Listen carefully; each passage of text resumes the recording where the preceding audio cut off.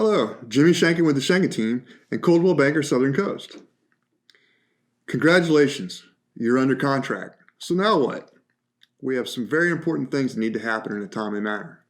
First and foremost, we need to make our earnest money deposit. That information can be found in the earnest money section of the purchase and sale agreement.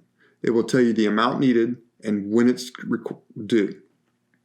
It's important that we make this deadline to stay in contract. The next thing we need to do is we need to make formal application for our mortgage.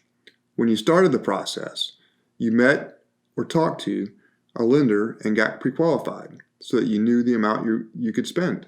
Now it's time to make formal application for the loan. They will need several things from you. They will need a copy of your driver's license, your most recent 2 years W-2s, 30 days bank statements, your current LES, and if you're PCSing to the area, a copy of those orders. It's important to remember, there are several people involved in this process, and they may ask for these documents multiple times. I know it'll be frustrating, but we'll get through it. They're just doing their jobs, so don't get upset.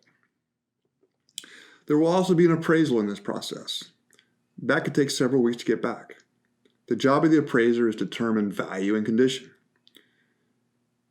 You cannot borrow more money than what the house is worth, and the house has to meet a certain standard if you're using your VA loan.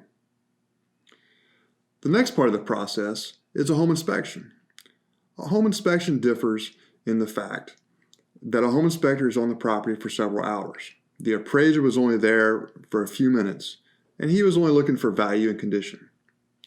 The home inspector will be testing the entire house to ensure it functions properly. Our team can help you choose from one of several home inspectors in the area. It's better to spend $400 on a home inspection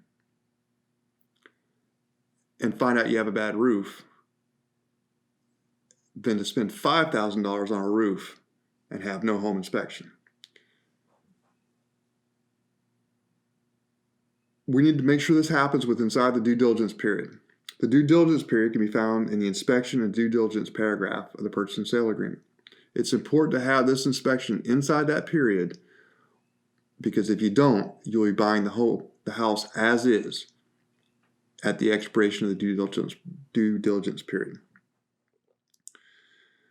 We need to shop for our homeowners insurance. Different companies have different rates. Shop the rates. If your home is in a flood hazard area, it's important to get that policy lined up too. Also note that if you're not in a flood hazard area and you don't have flood insurance, if we have a flood and there's no policy, your home may not be covered inside your homeowner's policy.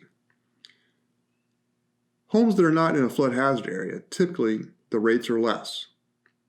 So think about picking up a flood hazard policy as well. Next, we're going to prepare for our closing. At closing, you will need 1 year's homeowners insurance. You'll need your flood policy in place as well. You may have to pay for some interim interest depending on what time of the month we're closing. We're here to help you. We'll help you get through this. It's not as intimidating as it seems. If you have any questions, feel free to call me at any time. 912-977-4733. That's 912-977-4733. Congratulations, and I look forward to seeing you at the closing table.